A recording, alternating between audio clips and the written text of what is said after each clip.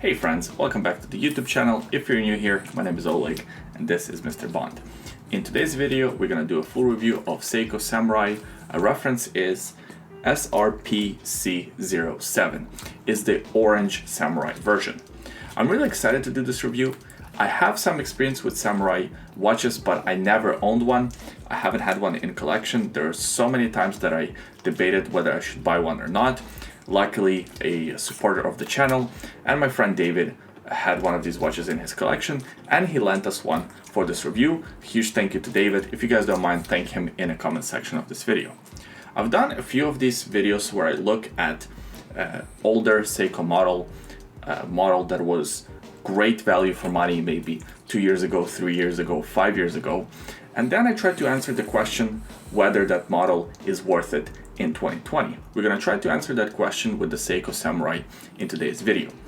The way this video is gonna be structured, the first portion of the video is gonna be the review part, the close-up shots, the rest of it, and by the end of the video, I'm gonna talk about my personal opinion and try to answer the question whether it's still worth buying this watch in 2020. Now, let's get started with the review part first. It has a diameter of 43.5 millimeters, excluding the crown and the crown guards. It's 48 millimeters from one lug to another. It has a lug opening of 22 millimeters and it's 13.2 millimeters thick. Here's what it looks like on my 7.5 inches or just under 20 centimeters wrist. This isn't really a small watch. 43.5 millimeters. You would assume that you need a larger wrist. However, this watch, just like a lot of other Seiko watches, wears smaller. I think this one wears closer to 42 millimeter diameter. If you have a smaller wrist, still give this one a try, it might surprise you. Now the only word of caution is, even though the watch only has 48 millimeters from one lug to another, it still has this protruding first link, this male first link. If you have a small wrist, let's say under 6.5, 6.25 inches, it might protrude past your wrist and might look a little bit awkward. Here's a quick size comparison between Samurai and SKX. SKX being 42 millimeters, Samurai being 43.8 millimeters. As you can see, Samurai does wear and look bigger. The lug-to-lug distance is roughly about the same.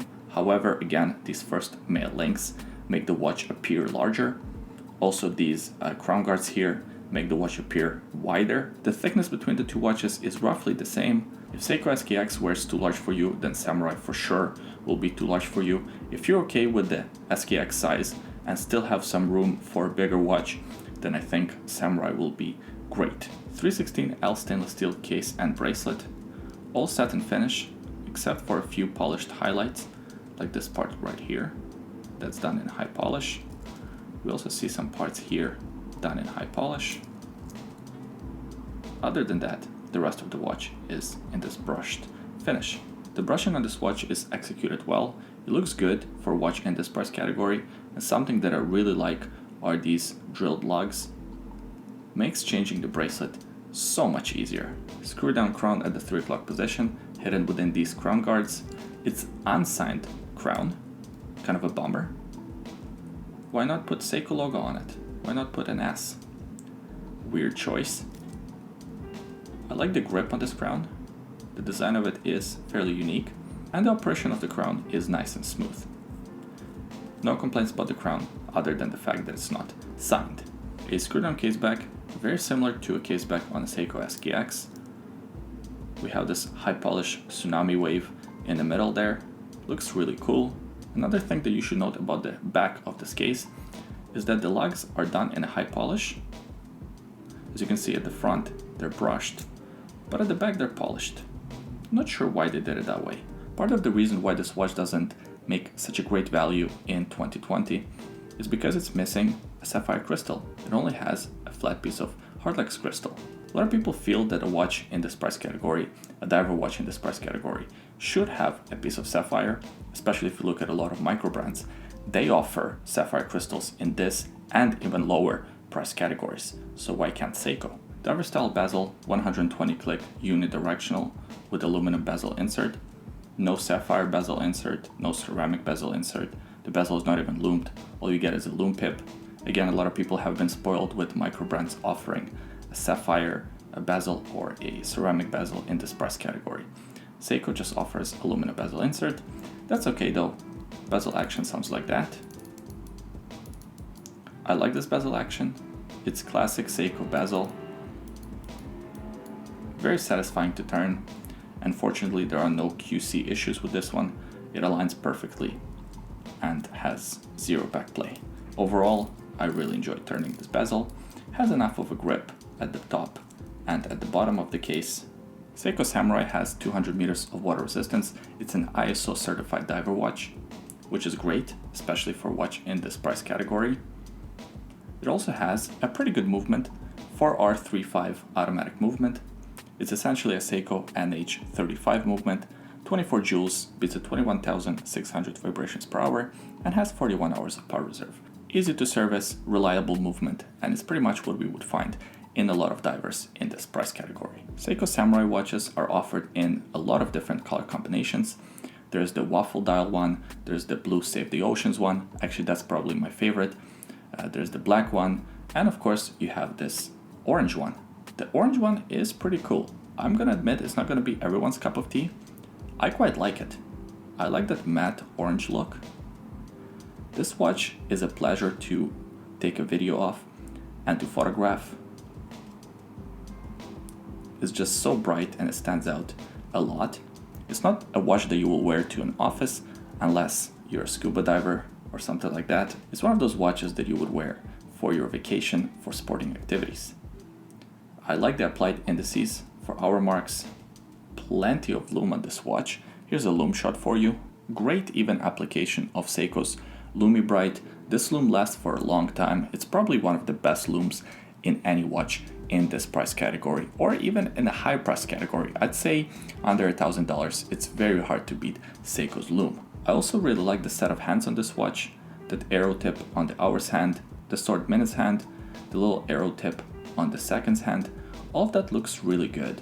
Overall, the design of Seiko Samurai is really cool.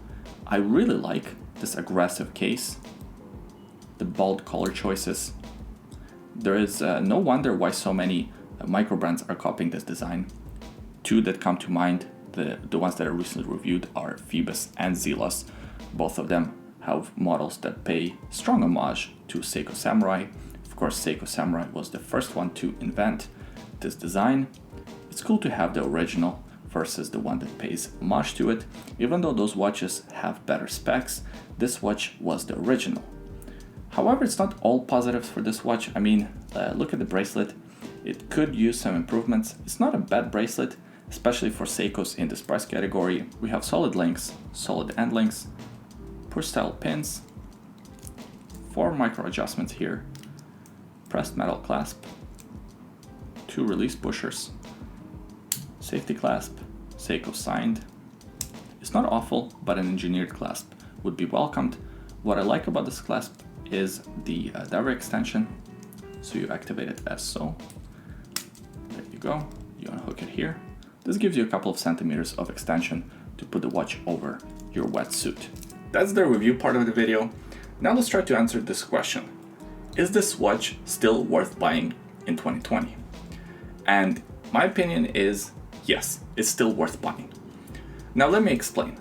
It all depends on what you're looking for in a watch. If you're looking for the best value for money, if you're looking for the best specs and a certain budget, then no, this watch is not worth it, because as I described earlier, there are some micro brands that offer arguably better watches, better finishes, better specs, and in some cases even cheaper than what this Seiko Samurai offers. In many ways, this watch is outdated. However, where this watch shines, it really shines. First of all, it's the first one. It's the first of its kind with this design. It's the OG, and that's pretty cool. That's gotta be worth something. Number 2, of course, it has that Seiko on the dial, and that's important. Seiko is the king of divers in this price point. And number 3, ISO certification. It is a proper ISO certified 200 meter diver watch. Again, that's gotta be worth something. So at the end of the day, my verdict is yes, it's still worth buying if you're looking for that Seiko heritage and you are willing to sacrifice some specs and some value for money.